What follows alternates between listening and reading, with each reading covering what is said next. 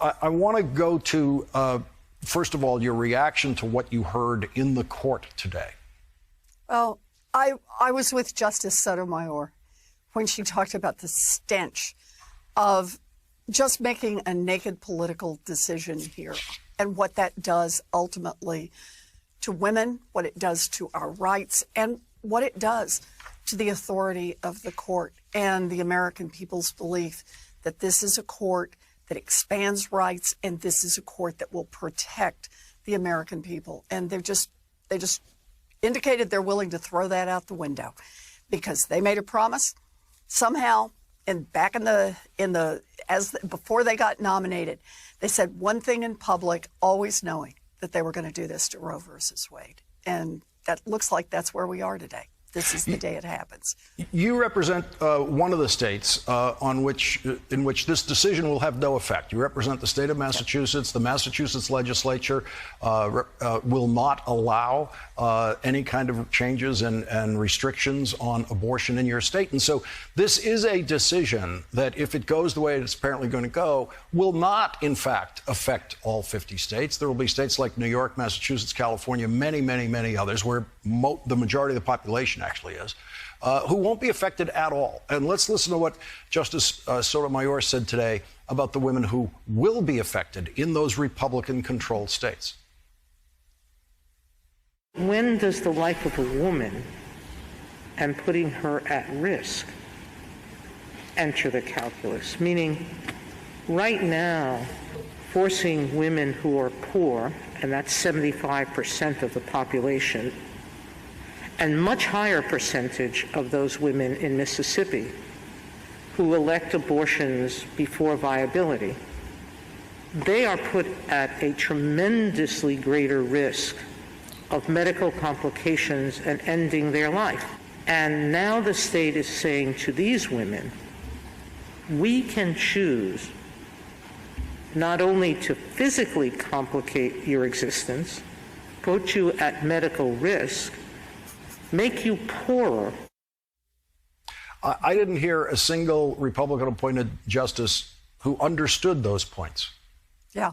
And, you know, that is part of the point, is that when abortion is outlawed in these states, and we know that we've got 20 states who've got their toes right on the line, ready to end abortion as soon as the Supreme Court says that it will permit it.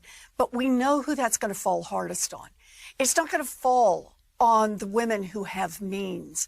It's not going to fall on the women who can buy a plane ticket and go to New York or to Massachusetts or to California. It's not going to fall on those women. It's going to fall on the women who are poor. It's going to fall on the women who already have children and can't leave. It's going to fall on women who are working 3 jobs. It's going to fall on young girls who have been molested and may not even know they're pregnant until deep into the pregnancy. That's who this will fall on. This is not only taking away a woman's right to make a decision, this is taking away a woman's right to continue to build a future for herself.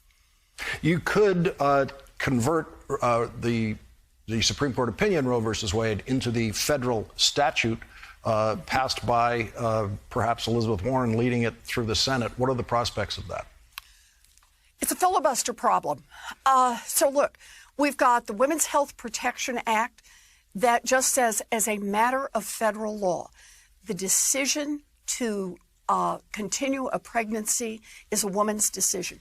She can consult with anyone she wants to. She can consult with her mother, with her partner. She can consult with her doctor, with her priest, with her rabbi.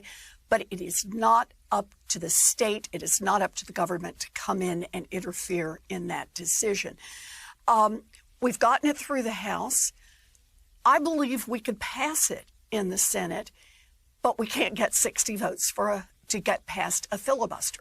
This is one more time when we see the filibuster blocking the will of the majority.